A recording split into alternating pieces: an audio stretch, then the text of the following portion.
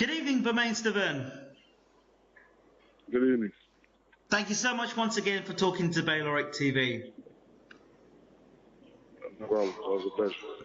Okay, Bermane, as you know, or it's come to your attention, that I did an interview recently with your trainer, Don House, and he was quite open about how he felt about your career up to becoming a champion, and how he felt that maybe things could be done differently. What are your thoughts on the things that were said in the interview? Um, my thoughts are different.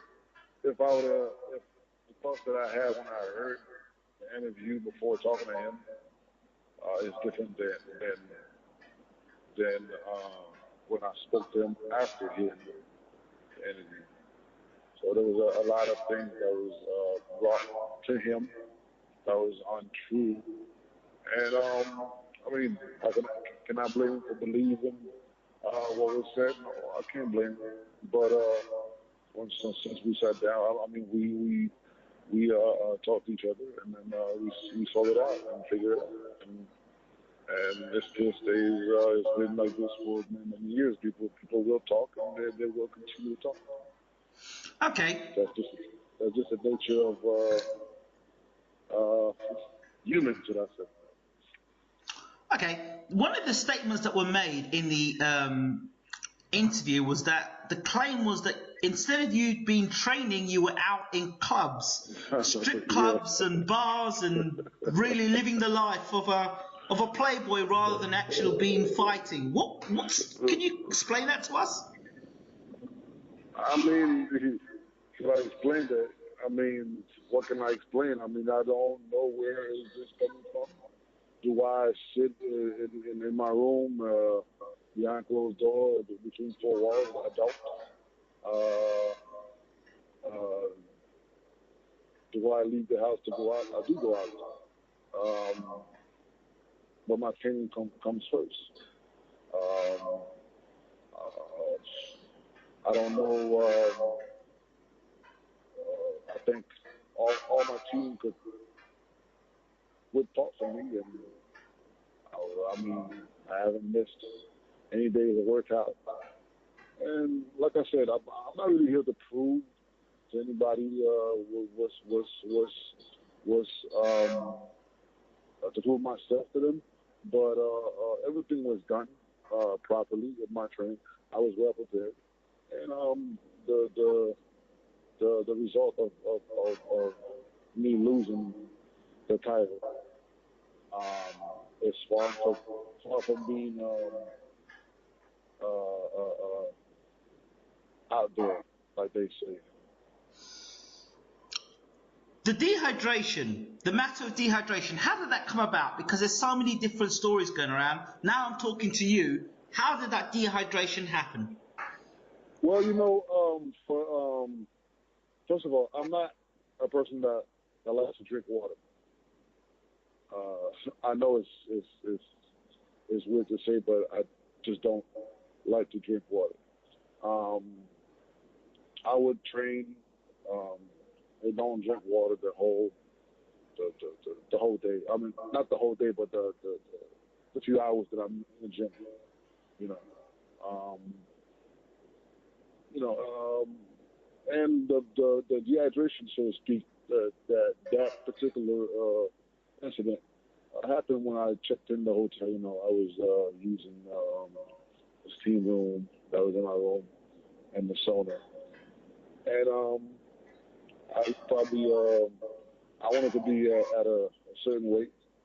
I think I had to lose maybe 6 pounds or 7 pounds, and I did it using the sauna, and it really cost me. It Right. really cost me the fight, and it's not because, like I said, it's not because I didn't lose the fight because Deontay was a better fighter than me, without taking anything away from him.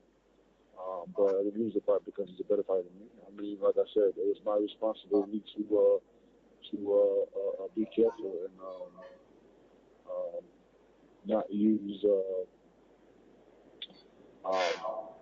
like the steam rooms that I used before the weigh-in and all that.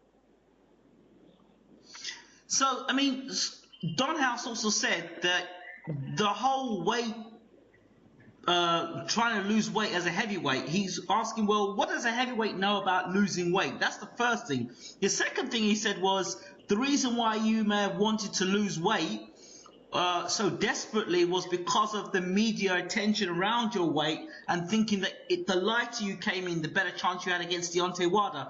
Did that have any sort of effect on your psyche, or was that just something you decided to do by yourself? No, not at all. I've been doing this for many years. I like to be at a certain weight before I fight. And this time I didn't do it like I usually do it, you know. So, you know, like I said, I chose the wrong way to lose the weight. I didn't think it was going to hurt me. It's not like in my mind, it's not like I had to lose 20 pounds or 10 pounds. So I didn't think it was going to hurt me. But it did. And, but it's not, it's nothing with the media. I've always done it. Always lost the weight because I like to be a certain weight. But, like I said, House was right, even when I'm at 245 or 250. And when we were in the gym, all I did was kicking ass in the gym, and I felt good. I felt great. I felt strong. It was just something that I always do. I always like to do, to be at that certain weight. Okay, but the question would be asked, and I've got to ask it: could that not have been done through natural training and maybe skipping and losing the weight rather than putting yourself in danger, which you did in the end? And almost. Right. Go ahead. Sorry, go ahead. Yeah. I mean, you put yourself in danger basically by doing things in a not real natural way, trying to lose the weight. Yes, absolutely. Yeah. You know, this is it's a huge mistake that I've done, and like I said, not knowing that it was going to hurt me that bad, but it did. So now, you know, moving on, turning the page, and looking forward. You know, so you can only learn from your mistakes. Okay, let's move on. Let's move on from that then. Okay, but there's one other thing that I have to ask you about is the legendary heavyweight champion of the world, former heavyweight champion of the world, Larry Holmes. He was on recently doing an interview. He spoke about two things. He mentioned about talking to somebody at your training camp, and said that they basically ignored him. What are your thoughts on this? Well, you know, when I met Larry Holmes, it was in the lobby at the MGM. It was nothing but love. I ran up to him and introduced myself to him. I was really happy to meet him. He was giving me a bunch of advices, and I was sitting there like a little kid and listening to him, to what he had to say to me. Personally, it was all with respect, and I was very pleased to meet the man. You know, he's one of my favorite fighters of all time. So when it comes to somebody in my camp that would do anything to disrespectful or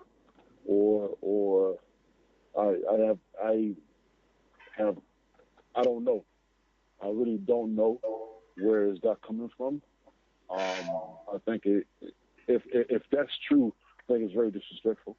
I think it's very poor from that person.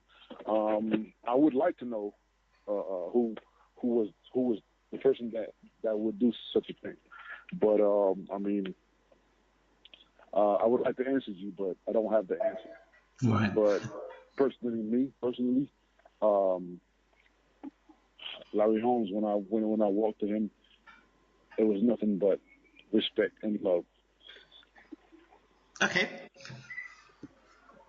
Other question I want to ask you about is Haiti. Got to ask the question because I mentioned that in the interview as well. In terms of since you became champion, did you ever go to Haiti? What happened with all of that? Yes, I did. We did go. I met the president, and it was a celebration. Great to hear. Now moving forward, and to close this really, because I think there's a lesson to be learnt in this, not just for myself as a reporter, but as a relationship between reporter and fighter, that there are rumours that are out there in the world, and the best thing to do is to come firsthand and to talk to the person about the matter. And it's very dangerous to report on rumours.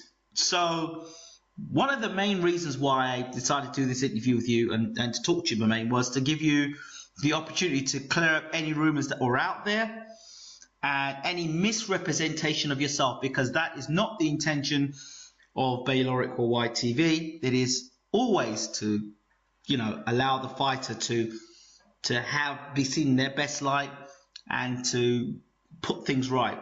Your thoughts?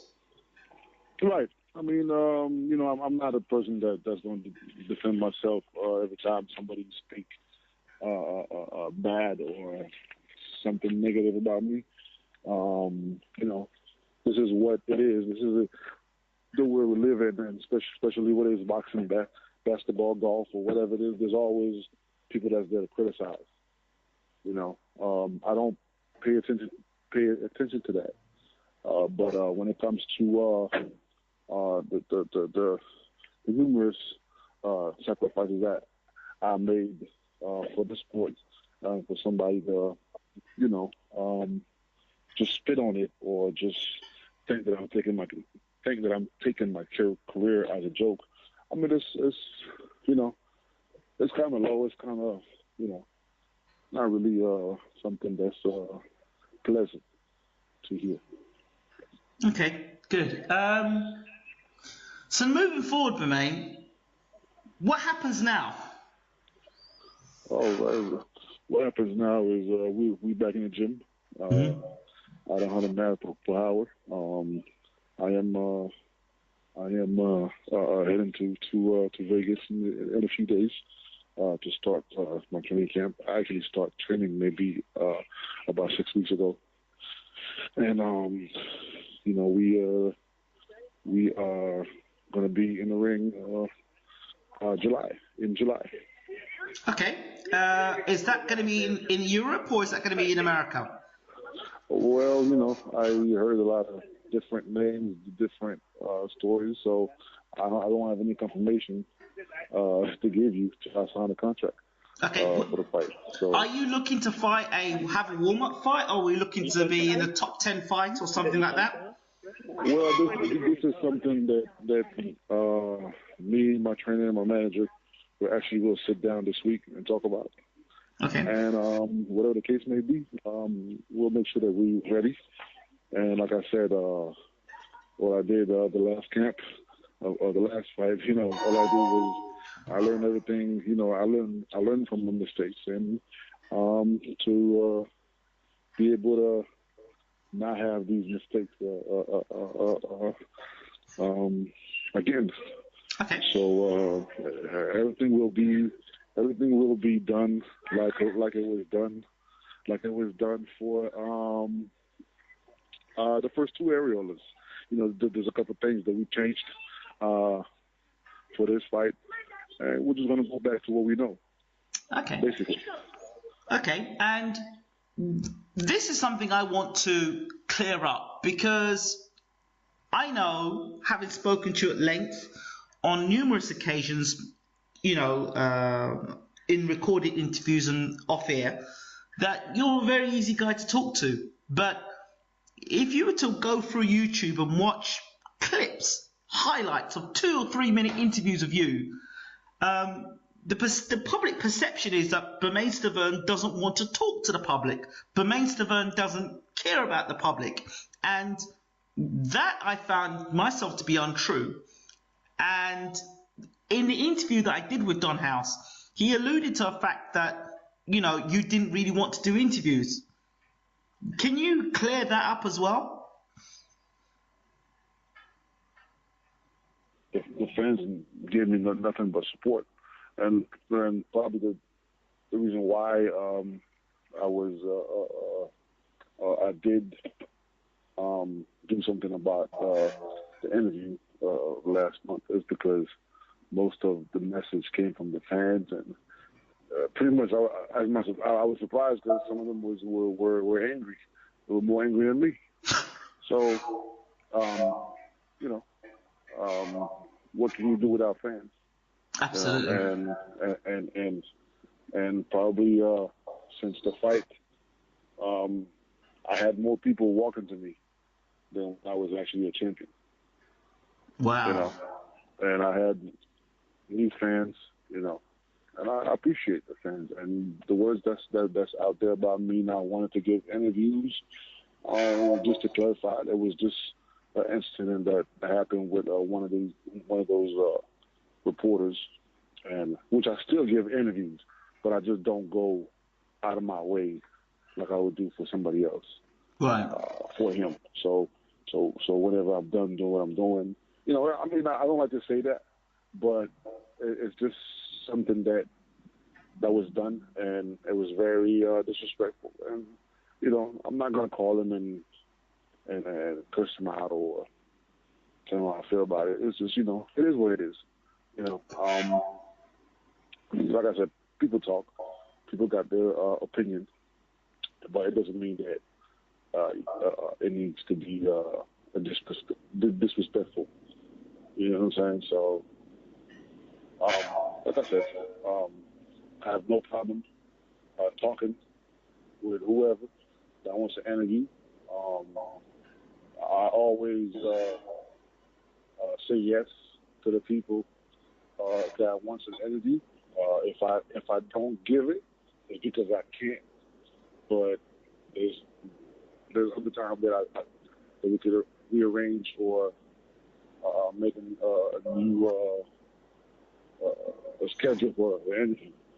So, like I said, the people that's just talking about me not wanting to give interviews is just a lie because the interviews are for the fans, and I'm all about fans. Bermane Stiverne, thank you so much for talking to Bayloric TV, and thank you for, being as open, as honest as you was. And I'm sure the fans will be happy to hear that you've not only responded but cleared up those rumours about yourself. No problem, and I'm pretty sure it won't be the last time. So you just gotta get used to it. I think so. We're back in the gym, and we're back in the gym and back to the top. Absolutely. Thanks again, Bermane Stiverne.